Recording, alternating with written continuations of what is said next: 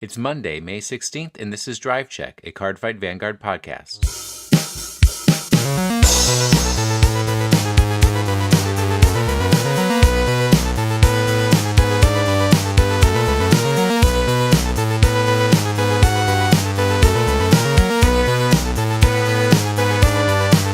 Did you win your soccer game tonight? I did. Oh, could you watch your language? We're a family-friendly podcast here. Did we start? Oh, that's awkward. Oopsies. So how many more games do you have? You're in the semifinals? The way my place does it is we do the entire thing in one night. So instead of full-fledged two half games, we do one half, and if you win that, you move on. And we won first round, second round, and the finals. So I'm wearing my sweet prize T-shirt So you're the league champions. of our division. Yeah, Well, how many divisions are there? What are you, like, in the old people's division? What's the division? Besides the great Tom Clancy game that I really love playing. I don't know how you like that game, but anyway, I It's am so good. Ugh. C2, and there's a B and an A and then another C. Basically, I'm with the people who aren't very good. Oh, it's the not very good players division. But Yeah, you're the best yeah. of the not very good players. That's true. And I was on fire tonight in goal. How many goals Was it did you lit? block? It was lit. I was very it- lit. Angel Uh, Feathers AF. It was AF as Angel Feathers can get. Let's see. I blocked. So- I let a lot of goals in. Probably 6 tonight out of 3 games. Maybe 7. But I probably had 20 some actual saves, good saves, the entire night too. So I'll take that. All right, I can't complain. So, Jack, where were you earlier this evening that you had to drive back from? I was at I was at school, and then I had to stay late for school Was it to for do something. club? It was for like a school project, like a video project thing I was working on. So I had to stay late for school, and then when I left, there was traffic on the freeway, and so I sat in freeway traffic for like a half hour, and I was like, I'm gonna get off the freeway early because I'm smart and I know how to get home on side streets. No, that was a horrible idea. Never do that. Because there was like some like big bicycle race or something, so it took me an extra half hour. So normally it takes me like 20 minutes to get home from school. It took me like an hour and 10 minutes today. So that was fun.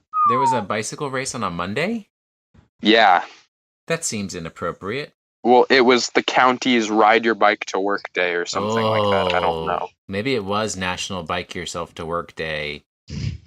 Oh, I hate those. Oh, Iris just made commentary on that too. She's just not down with the bike to work day. Yeah, I only live 2 miles from my office, and I still drive in every day. But Ooh. yeah, I also pay for parking at both ends, which means I pay over $300 a month just for parking spaces. Oh, It's God. incredible. That But sounds fun. nice to be rich. Keeps me from buying too many Vanguard cards, right? So I You can use that money to buy all my Vanguard cards. for me. I was going to go to a shop tourney last night for Fighters Collection, and unfortunately I wasn't able to go.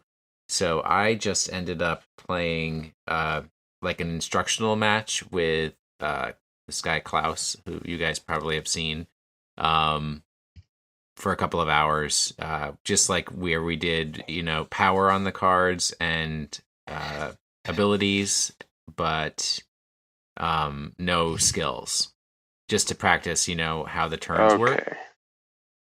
So that's the most Vanguard that I've gotten, and he bought the Grand Blue trial deck, and nice. he has a few Transcension boosters, so he worked a couple of the Grand Blues from those boosters into his deck, much in the way that Aichi does when he's buys boosters, and then he wants to put those new cards directly into his deck right away.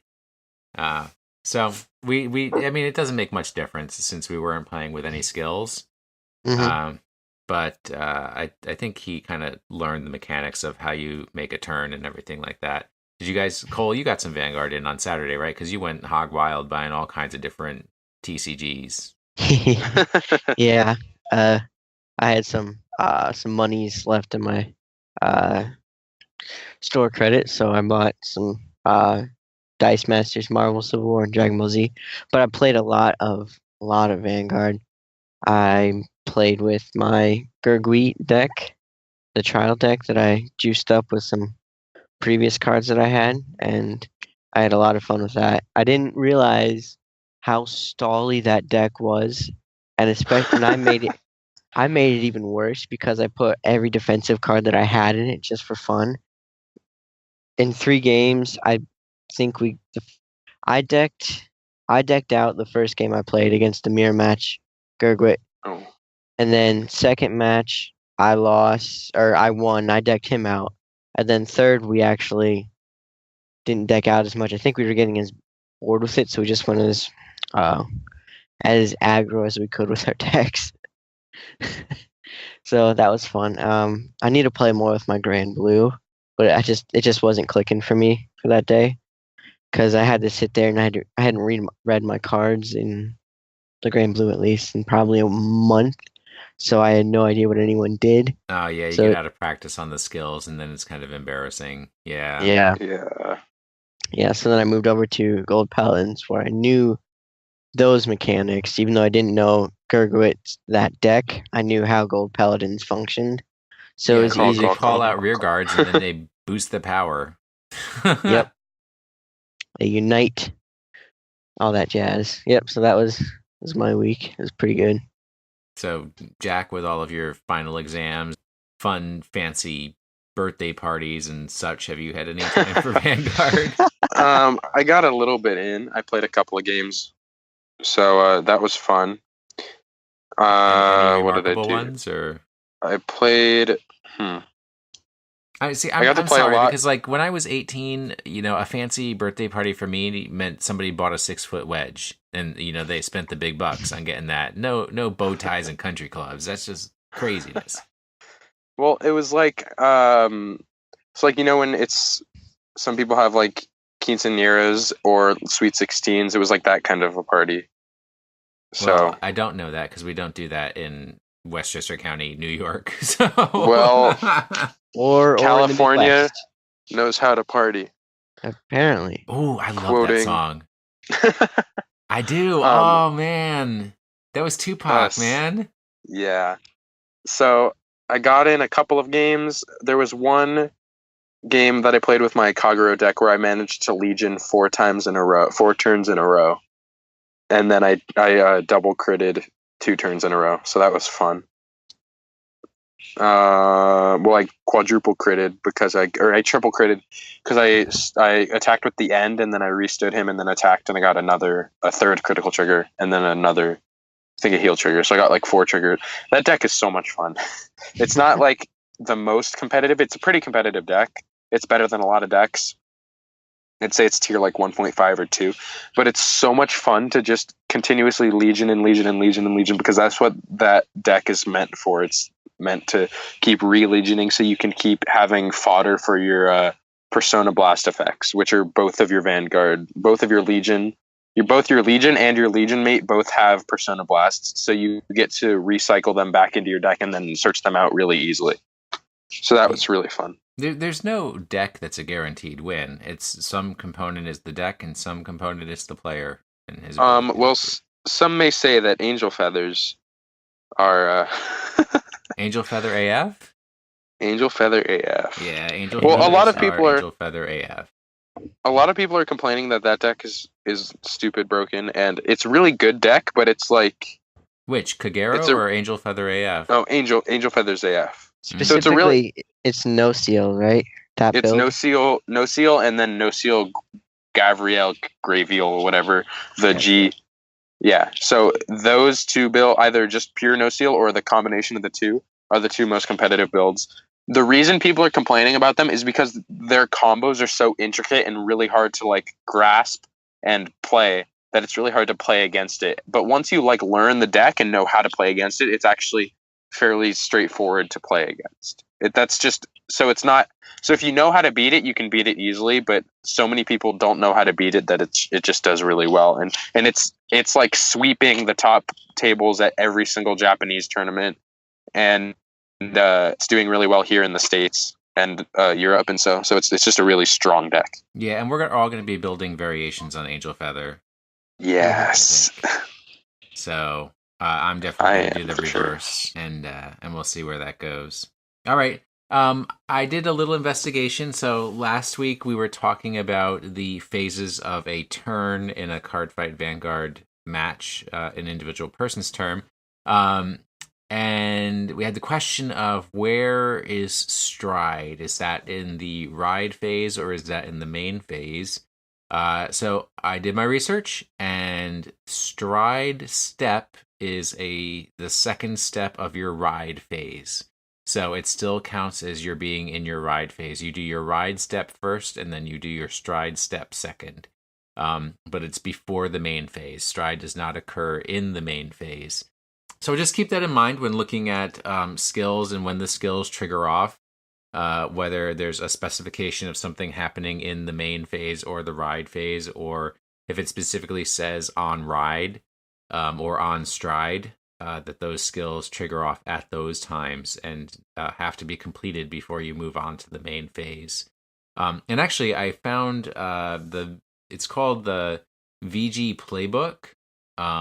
There's a PDF of it on the Cardfight Vanguard website. And it actually has really good clarifications on the terms, because it says, like, it has a little code that says these are the things that happen in this particular phase. And then it'll say things like,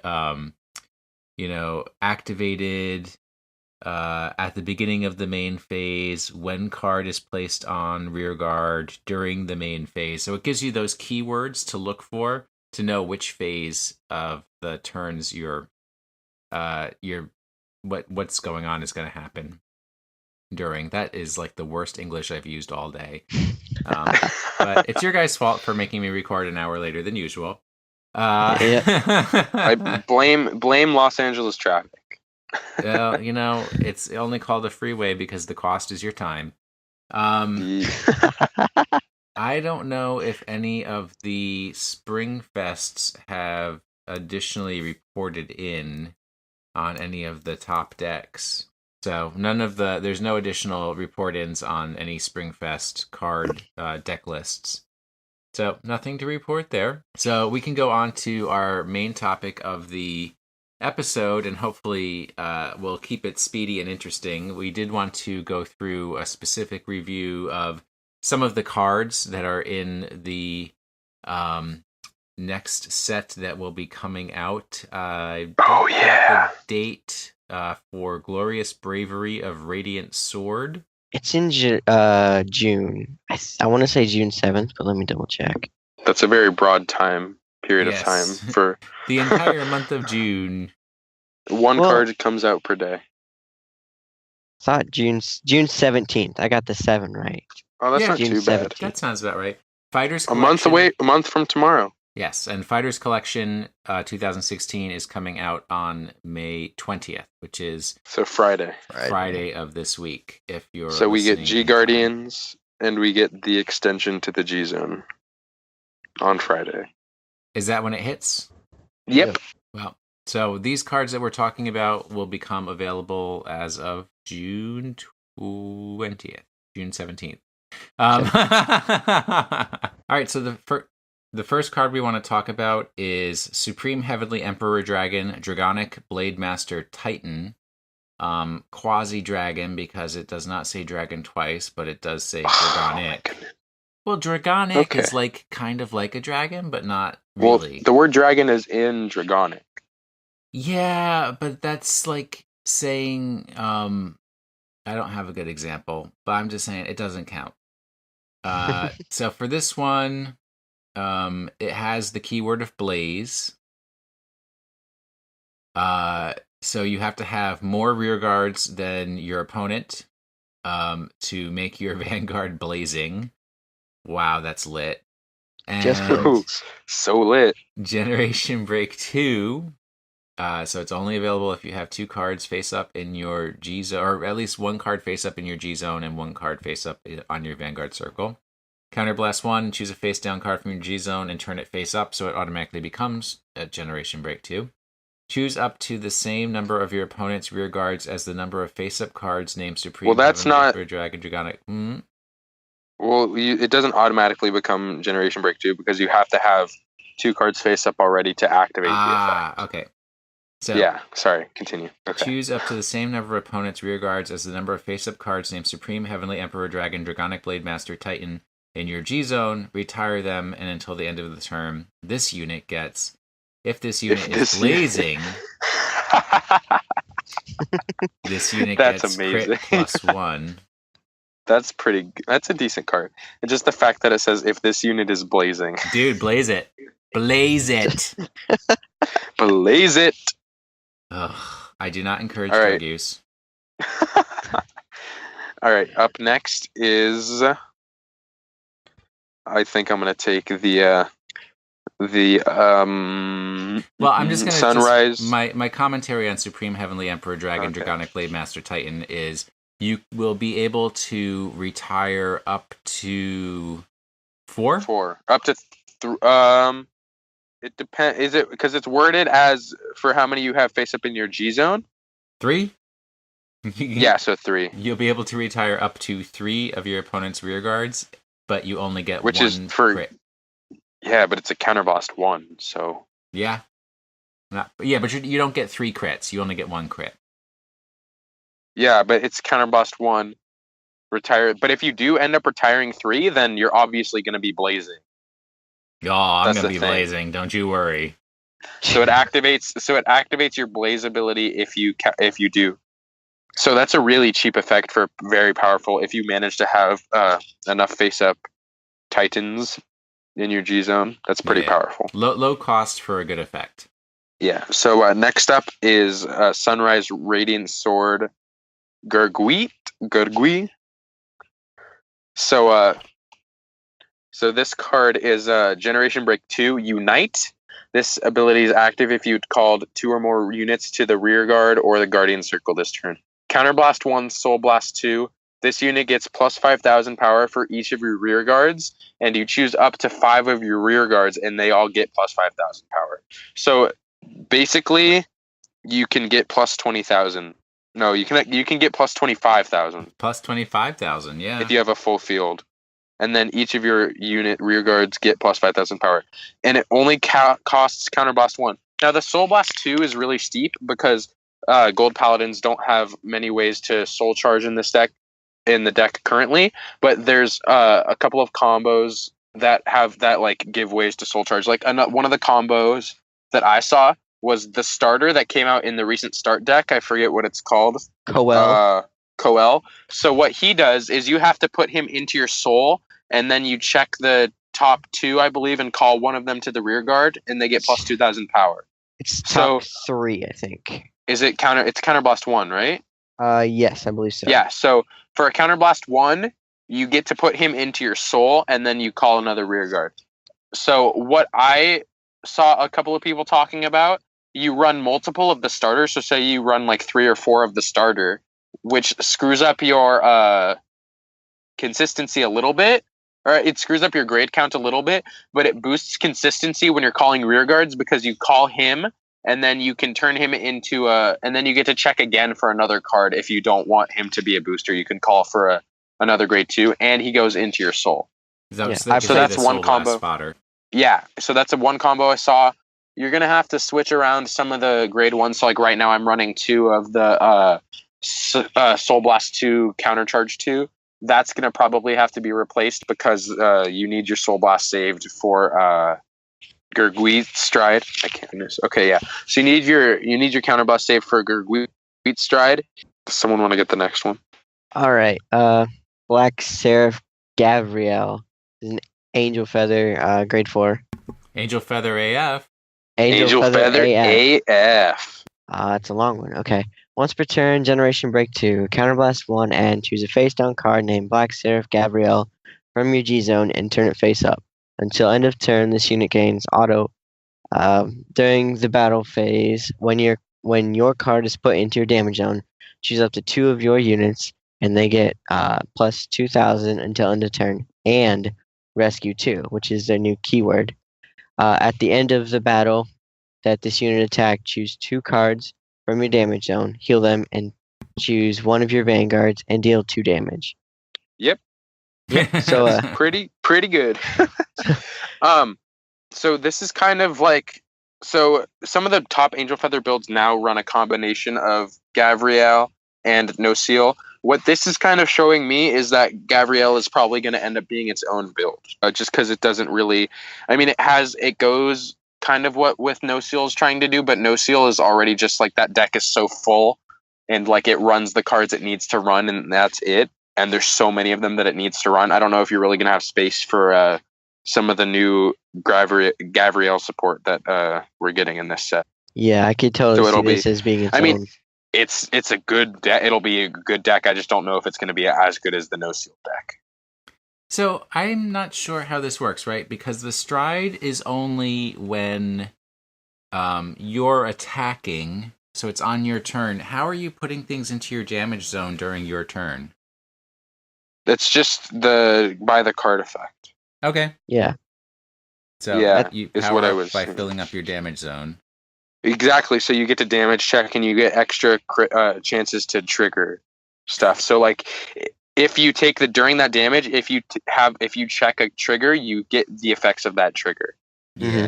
So do Angel's Feathers still do that thing where you can temporarily put a card into the damage zone and then it comes out of the damage zone at the end of your turn? No, I think that became like a mechanic for cards to activate Limit Break, like earlier on in the game. Now it's more so they get to switch which cards they want in their damage zone, and so they can like take one out of the damage zone and put one from the top in. So it allows them to add consistency. That's why the No Seal build is so good, because you only run 4 grade 3s, and you have a chance to damage check the grade 3 or draw the grade 3. So if you do damage check the grade 3, you have multiple ways to get her out of the damage zone and into your hand. So it's a consistency booster, and it's a really good one. All right. We're going to move on to Gear Chronicle. Wait, we skipped, I think, the Supreme Heavenly Emperor Dragon Defeat Flare Dragon. Yeah, the Kagero GR. Oh, I might have missed that when I put it in. All right. Oh, just kidding. Their effect is not released. Just kidding. Oh, yeah, that's why. That's why. Okay. Yep. Yeah, because it's on the wiki, but its effect is not released. Just kidding. Gear Chronicle. Gear Chronicle. Let me go back to this interdimensional dragon, bind time dragon. All right, buddy, here. Generation Break 2, Counterblast 2, and Soul Blast 1, and choose a face down card. So, and Persona Flip. Wow. Yeah. This better be a really sweet if you keep reading, Will, you'll understand. When this unit attacks, you may pay the cost. If you do, choose one or more of your rear guards, bind them face up, and this unit gets power plus 10,000, critical plus 1 until end of turn. For each card in your bind zone, your opponent chooses one of his or her rear guards and puts it on the bottom of his or her deck in any order. If you have a Gear Beast Heart card, counter charge 2, soul charge 2. Well, that soul blast is paid for. And that counter blast is paid for too.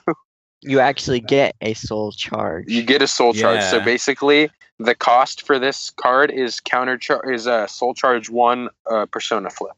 Yep.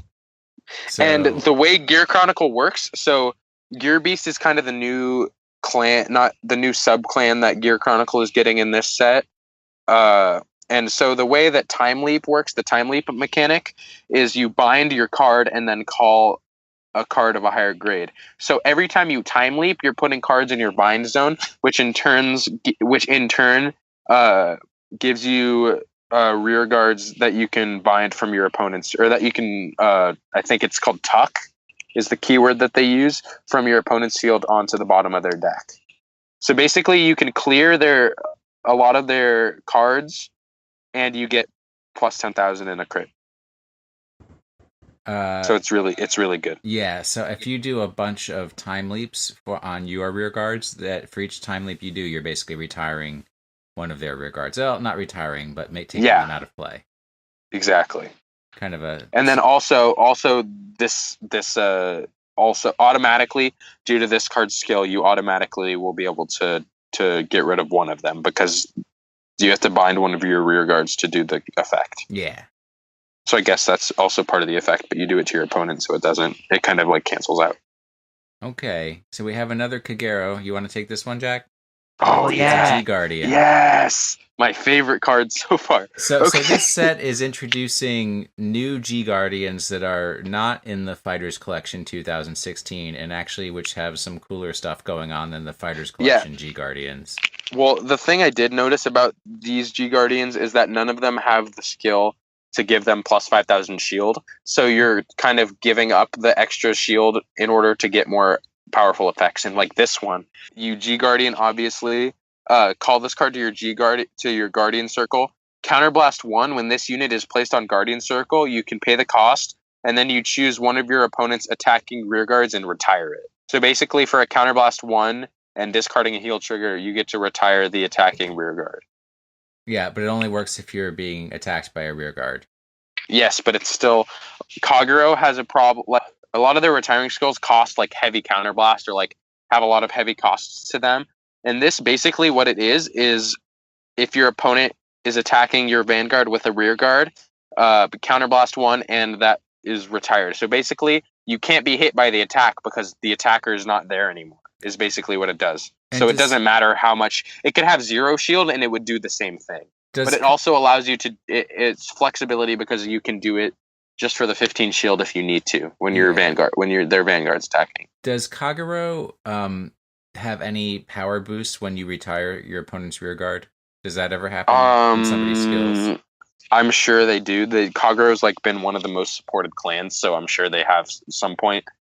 I can't think of anything off the top of my head. Be interesting to see if that works in a combo. All right. I'm sure it would at some point, yeah. All right, Cole, give us the next Angel Feather. Cereal. Whoa, Holy Seraph Cereal. Oh, I wait. I love her flavor text. Use the nurse call button when you're in a desperate pinch. All right. Who comes up with this stuff? There's one that's even better later on. I don't know if we'll get it. I don't think I included it, but it's like you have to do your rehab, otherwise I'll shoot you. All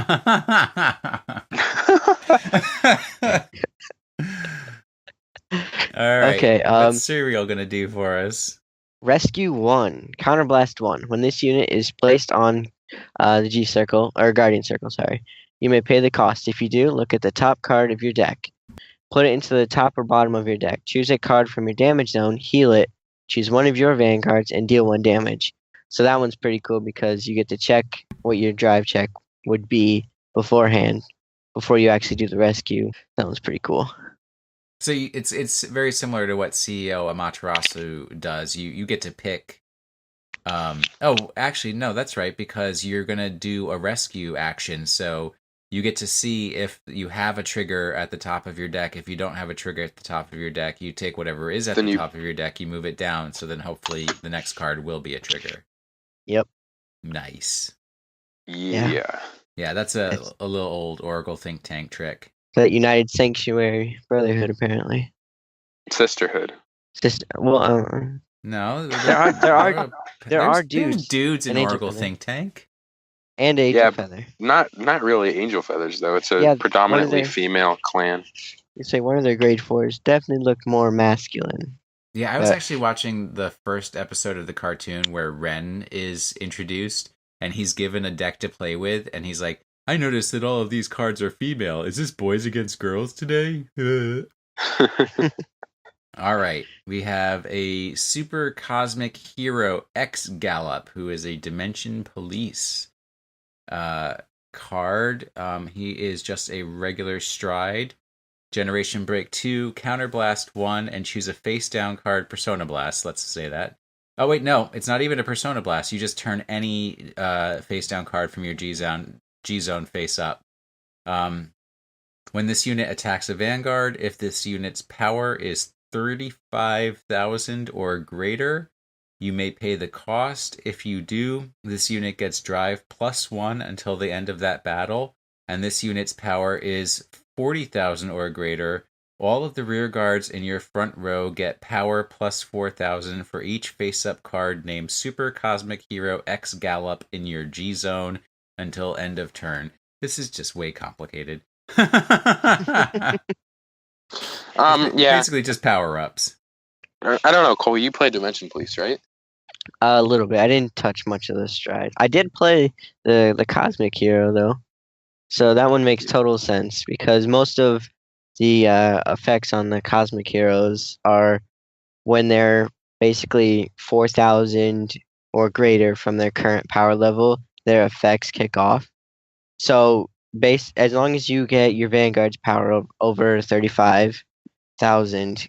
He gains all of you. He gives all of your rear guards over 40,000. All of your rear guards get plus 4,000. So all of their effects kick off. So it's a pretty nice combo. All right, but I was gonna say when you're getting, in order for you to boost up your Vanguard, you're probably gonna use their effects to begin with. So I don't know. It was cool to me. So all right. So we have the Dimension Police G Guardian. Jack, you want to get that one? Super Cosmic Hero X Caribou, I guess. Yep. Yeah. Choose a heal from your hand and discard it and call this unit to your Guardian Circle face down. So it's a G Guardian. When this unit is placed on on the Guardian Circle, if your opponent's attacking unit's power is 30,000 or greater, this unit gets shield plus 10,000 until the end of the battle. Then you may choose a card from your hand and discard it. If you do, choose one of your Vanguards and it gets power plus 4,000. So basically, if the attacker is at 30,000, so basically, if they stride and have a booster, they're at 30,000. Yep. Mm-hmm. Or if they're in Legion and they have a decent booster, they're in 30,000. So basically, it's a 29k shield in total because it gets the plus 10,000. Yeah. So 29k shield in total. It brings all that in there. Yeah, most if you're attacking with a stride, most of those attacks start with 31. 26. 31. 31? Well, because they're usually boosted. So yeah, the minimum if it's is not going to be boosted, 31. those.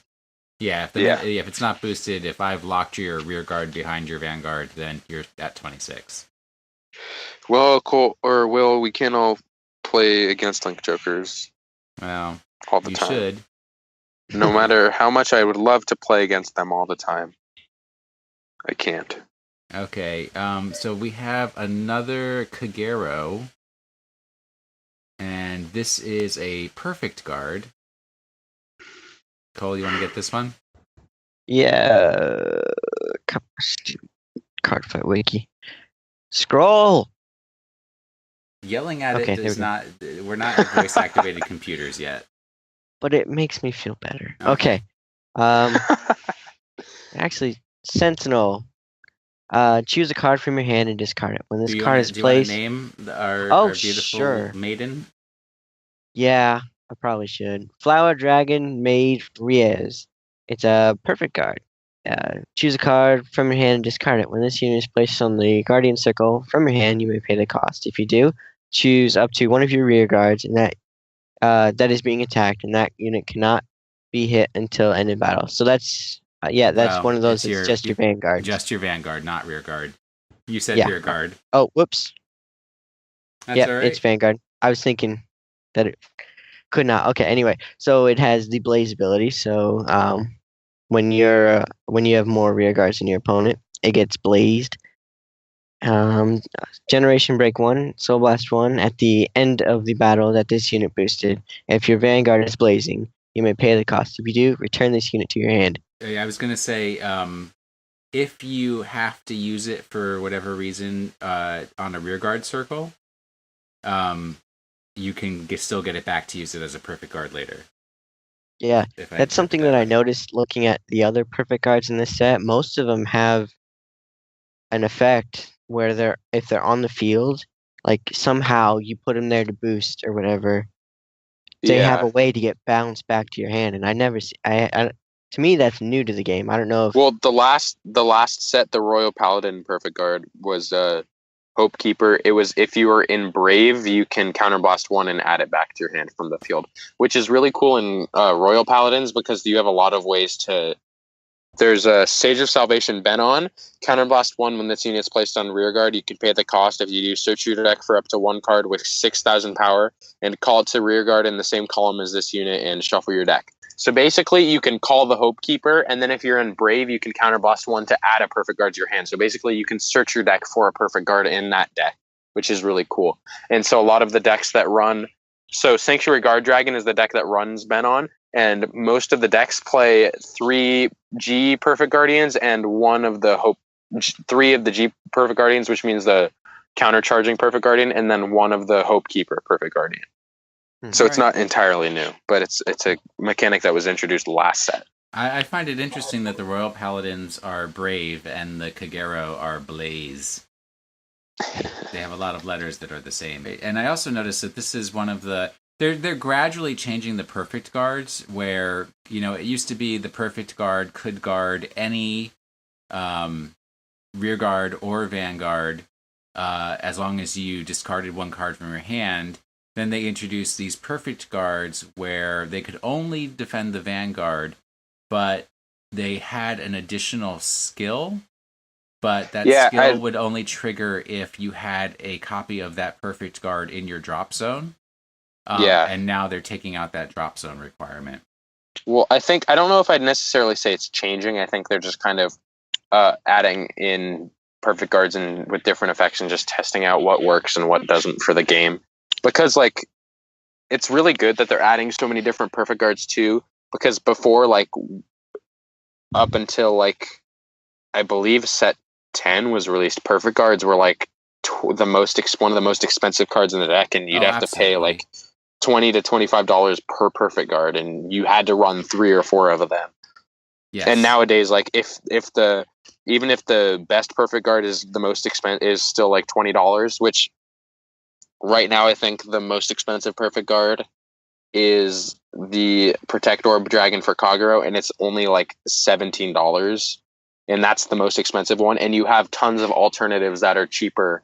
You have a Perfect Guard that came in the start deck, or in the not the start, Legend. Yeah, the Legend deck, and then you have a Gold Paladin one that came in the start deck. So they're just really introducing a influx of Perfect Guards, which makes it easier for newer players to require them and not have to shell out $100 for a playset of Perfect Guardians. Yeah, and the all the G era trial decks come with 2 Perfect Guards. So if you buy 2 copies of the trial deck, you get 4 Perfect Guards, which they never did before, which I think was a mistake because competitively you need Perfect Guardians. Yeah, and really any deck, unless you have a specific reason not to, any deck needs 4 Perfect Guards in it. Yeah. Just like you need 4 heal triggers, you absolutely need 4 Perfect Guards. All right, we're not having the Perfect Guard show, so we're going to move on to talk about a non-Stride, a non-G Guardian, but it is a triple rare from the Gear Chronicles, Chronofang Tiger. I'm excited for this card too. This is the Gear Beasts that I was talking about for the introspectual space-time interdimensional dragon bind time dragon. All right, so he is Generation Break 2. Hey, I was reading this and it's weird, and that's why it caught me off guard. So he has a continuous skill or a continuous ability. Generation Break 2, while you are paying the cost for Stride, you may have the cards you discard from your hand get grade +3. If you do, bind those cards face up. So basically, you can discard a 0. If this guy is in your Vanguard circle, you can discard a 0. A trigger, yeah. And give it grade +3. Or it could be a starter too. So then it becomes a 3, and you get to bind it as well. And then which provides... which combos really well with interdimensional bind time dragon, because it puts more cards in your bind zone. And it has an auto... I think we've been using the word skill and ability in the reverse order. It's an auto ability, and skills are the things like boost and triple drive. Oops. Oh well. So anyways, Auto, choose a card from your hand and bind it face up. So you get to bind another card. When this unit is placed on the Vanguard circle, you may pay the cost. If you do, so remember, this is on ride. You may pay the cost. If you do, choose one of your opponent's rear guards. Your opponent returns that unit to his or her deck, searches his or her deck for up to one card with grade -2 than that unit, calls it to the rear guard circle, and shuffles his or her deck. So if you have if you have a grade 3, if they have a grade 3 in their rear guard circle, one of their rear guard circles, you can have them turn that into a grade 1. If they have a grade 2, it becomes a grade 0. And then I think if it's a grade 1, I don't think they can call anything because there's no grade -1s, and then there's no grade -2s. So I think I'm almost positive the term is tuck. If you tuck a grade 1 or a 0, then they just don't call anything. I'm pretty sure is how it works. They actually always have the option to not call anything. That's exactly. in the card. So if you do have a grade 3 sent back to their deck, they can choose not to call anything out. All right, nice. Chronofang Tiger OP. I guess they're finally making the Gear Chronicles actually painful. Huh. Right. Yeah, that combos really well with interdimensional bind times back in. Definitely. All right, you want to look at this is another Dimension Police. Cosmic Hero, Grand Revolver, and the picture that's on the Cardfight Wikia was different when I looked at it a couple weeks ago. It had like a cowboy robot. It was interesting. So anyway, it's not a cowboy robot anymore. It is not. I don't know what's up with that. Anyway, it's got the burst ability. So once per turn, counterblast 1. If your Vanguard's power is 15,000 or greater, choose up to one of your other rear guards. That unit and this unit gain power plus 4,000 until end of turn. If your Vanguard's power is 30,000 or greater, until end of turn, this unit gets auto ability. When this unit's attack hits a Vanguard, countercharge 2. And it also has the continuous ability resist, which means it can't be chosen by effects of your opponent's cards. So I think that means it can't be locked or binded or retired or anything like that. It can still be hit by attacks, but it can't be any of those things. Yeah. Or it can't be time tucked or whatever. Tucked. Yeah. So this does basically, it's very similar to the Dark Metal Chameleon that the Link Jokers have, except this one countercharges 2 instead of countercharging 1, based off of the burst keyword. I think it's pretty sweet. Yeah. You love your Dimension Polices. All right. Yeah. Ezel. Big scissors. Yes. Double big scissors Ezel. That's what a horrible name for a card. This is Wind Flame Lion Wonder Ezel. So this is the grade 2 Ezel, which it's the first time in the game that we've had a grade 2 anything other than a grade 3 Ezel. So it's when this unit is placed on rear guard, if you have a grade 3 Vanguard with Ezelin's card name at stand, you can search your deck for up to one card with Ezelin's card name and write it as stand, and then shuffle your deck, and then that unit gets plus 5,000 power until the end of the turn. So basically, what this tells me is that I really hope we get a break ride in this set with Ezelin's card name, because then that would be really good.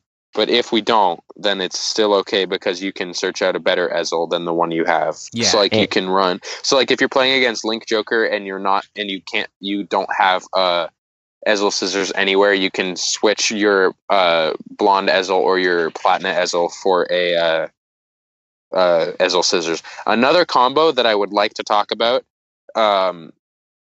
in the manga, as one of the manga promos, Ezel is getting another grade 3. I don't know if it's out in Japan or not yet, but it's kind of like a pseudo break ride.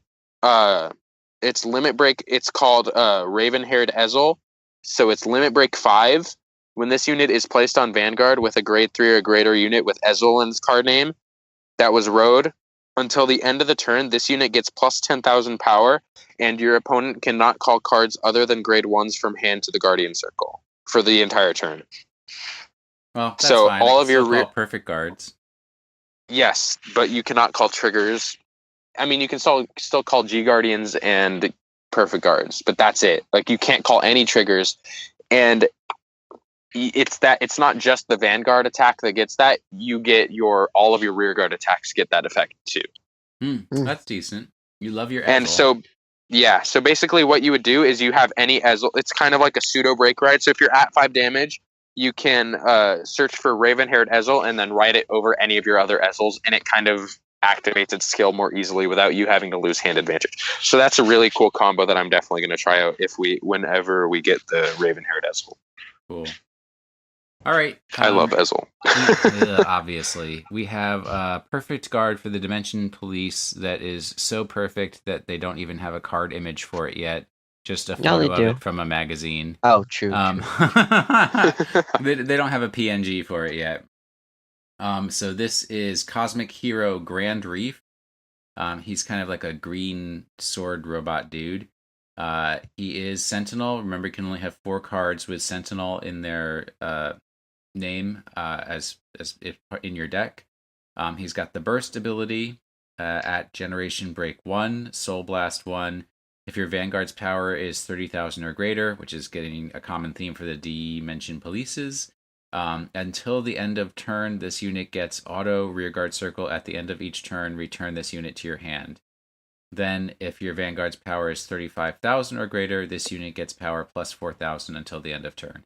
So basically, if you are using it as a booster and you activate Burst, you get to return the card to your hand after you use it to boost, so that you can actually use it as a perfect guard if you accidentally pulled it on a trigger check or something like that. All right, now we've switched things around. So Cole, you're going to have to get this one, which I'm suspecting is a Dark Irregular. How did you know? It says Demonic and Insanity in the name. Okay. This is the grade 4 for the Dark Irregulars, Mask of Demonic Insanity, Elicrise, I think. Elicrise, yeah. So it has the Darkness ability. And again, Darkness is the keyword for Dark Irregulars, and it's activated whenever you add a card into your soul, which is really, really easy for the Dark Irregulars because they love that soul charge and soul blast and stuff. Alright, so when this unit attacks the Vanguard, you may soul charge 2. If the number of cards in your soul is 6 or more, until end of turn, this unit gets. When this unit's attack hits, your opponent chooses one of his or her rear guards and retires it. Then, if the number of cards in your soul is 15 or more, this unit gets power plus 1,000 for each card in your soul until end of the battle. Oh god, a 15-card soul? Let's just deck out. Well, that's really easy for dark. That's really easy for Dark Regulars to do. Yeah. Just churn through your deck, man. I will note that this card's art and flavor text is taken from the Phantom of the Opera. Interesting. Maybe it's a reference. Well, I mean, possibly. Well, it's Mask. Probably. It's Mask of Demonic. So yeah, it's demonic. Demonic. Demonic. Yeah, there we go. All right. Let's see how long we've been recording for. So we have been going for almost an hour, so I think we will break here, and then we will continue going through the cards on a future episode. There is just one more I would like to talk about really fast because I think it's just one more. So that's Snow Elemental Hijako. It's a Generation Break 1. Choose two of your Snow Elemental Hijako on rearguard circle and bind them face up. Choose one of your Vanguard's abilities with the cost of Counterblast 4 or greater and Soul Blast 6 or greater, and until end of turn, that unit's cost becomes 0 until the next time it is paid. Then it has in parentheses, a 0 cost is paid by declaring that you are paying it. So basically, why this card is cool, because in the game, there's this mechanic that's been dead because it's not good, called the Mega Blast. And what the Mega Blast is you Counterblast 5 and you Soul Blast 8. And most of the cards have things that, like once per turn, you can Soul Charge 1. So what this does is it makes those Mega Blasts that have all been really bad viable because it allows you to make the cost 0 and you can still counterblast for other skills. So like the gold paladin one, Knight of Fury Agravain is a Soul Blast 8 counterblast 5. Until the end of the game, this unit gets +1 critical, and this unit gets +1000 for each of your gold paladin rear guards. So this gives you the potential to do that effect twice a game. So basically, you'd get +2000 for each rear guard, and you'd have a +2 crit. So it's a really cool, and it creates some kind of viability. I still don't think it'll be the best deck. Maybe we'll get some new Mega Blasts that'll be really good. But it creates some sort of viability for these decks. And then there's a Dark Irregular Mega Blast that's really cool.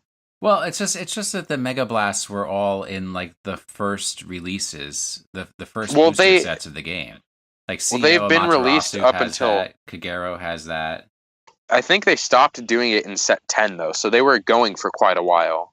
There is a Gear Chronicle in this set with the Mega Blast, but we'll get to that next week. Yeah, well, they introduced the Gear Chronicle Mega Blast, so now every clan, I believe, has a Mega Blast. So yeah, that's the one card I wanted to talk about, and we can kind of touch on it more next week because I know we're running out of time. Yeah, and like some of the Mega Blasts and stuff. Yeah. We have gone over time this week. I did want to mention we'll skip a term of the week this time because we talked about Mega Blast. There you go. That was your term of the week. There's your Mega Blast. I think we're gonna try to have a guest on our next episode, so we will return to the card review for Glorious Bravery. It's a Pokemon podcast. No. Glorious Bravery of Radiant Sword card review. That's going to continue, I guess, in 2 weeks. And then hopefully we'll have a guest next week. If we can't get a guest next week, then we will just continue going through the rest of the important cards from this set and just talking about what their effects are and how they can impact the game. I also want to recommend, if anybody has not seen it, look up If Uno Was a TCG, that video on the internet. I know it's on YouTube. It is hilarious. It is perfect, and it is so Vanguard. Everybody has to watch it. You'll laugh. So once again, a plea for folks to rate and review our podcast in iTunes or on whatever medium you are using to download this podcast, so that can gain notice and help people to find our podcast, especially for folks who don't know that there is a Cardfight Vanguard podcast out there any longer and are stuck watching videos on YouTube. That you can listen to a podcast when you're riding your bike. You can't watch YouTube when you're riding your bike. Well, you could. You just probably shouldn't. It wouldn't be a good idea. Yeah. Say thank you to our executive producer, SBJ, and thanks to Nick Burgess for the intro and outro music. If you want to get in touch with me on Twitter is the easiest way. You can just reach me at WashInTheSink. I am at Cole_McCune. That's COLE_MCCUNE. And I am at Drive_Jack. Thank you guys for listening to this week's episode of the Drive Check podcast. And I guess this is a weekly thing now. Check, please. No, you could have changed it, but I appreciate it. It's okay.